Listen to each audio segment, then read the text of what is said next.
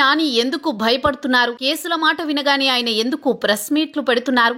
కోర్టుల చుట్టూ ఎందుకు తిరుగుతున్నారు? పోలీసుల్ని, కొల్లు రవీంద్ర లాంటి మంత్రుల్ని ఎందుకు విభేదిస్తున్నారు? ఆయన తీరు చూసి వైసీపీ నేతలు ఎందుకు గుసగుసలాడుకుంటున్నారు? గతంలో తన భార్య విషయంలో ఆయన చెప్పిన మానసిక క్షోభకు ఇప్పుడున్న భయానికి సంబంధం ఉందా? తాను తప్పు చేయలేదని చెప్పకుండా తీవ్ర పరిణామాలుంటాయి అని ఎందుకు హెచ్చరిస్తున్నారు?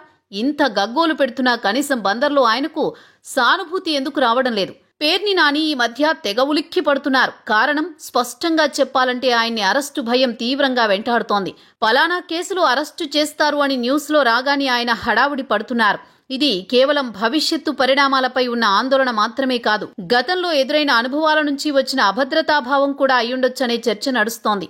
గతంలో బియ్యం అక్రమ రవాణా కేసులో తన భార్య అరెస్టు కాకుండా వారం 10 రోజుల పాటు ఎలా తప్పించుకోవాలో ప్రయత్నించారు.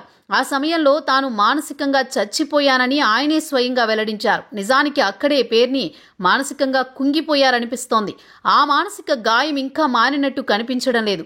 ఇప్పుడు నకిలీ పట్టాల పంపిణీ కేసులో అరెస్టు చేస్తారేమో అని కంగారు పేర్ని నానిలో మొదలైంది.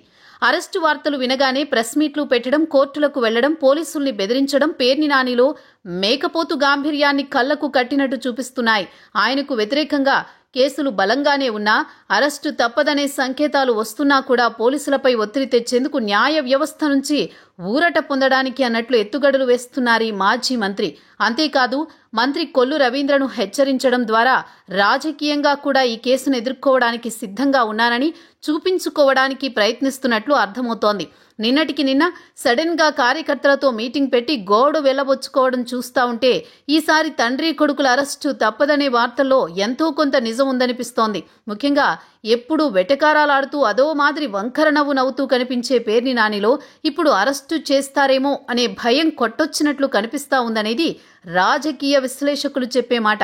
గతంలో చాలా సందర్భాల్లో చాలా మంది వైసీపీ నేతలు అరెస్ట్ చేయాలనుకుంటే చేయండి అని సవాల్ చేసి ఆ తర్వాత పరారైన సందర్భాలు పిన్నెల్లి నుంచి కాకాని గోవర్ధన్ రెడ్డి వరకు ఇదే ధోరణి కనిపించింది. పేర్ని నాని కూడా ఇలాంటి సవాళ్లే చేస్తున్నారు. కానీ సరిగ్గా అరెస్టు చేయాల్సిన సమయం వచ్చినప్పుడు పత్తా లేకుండా పోతున్నారు. జగన్ రెడ్డి తాను చాలా కాలం జైల్లో ఉండి సీఎం అయ్యానని, జైలుకు వెళ్లడం గర్వంగా భావించాలని పార్టీ నేతలకు నూరిపోస్తున్నప్పటికీ ఆయన ప్రియ శిష్యుడిగా పిలువబడే పేర్ని నాని మాత్రం ఆ ధైర్యాన్ని ప్రదర్శించలేకపోతున్నారు.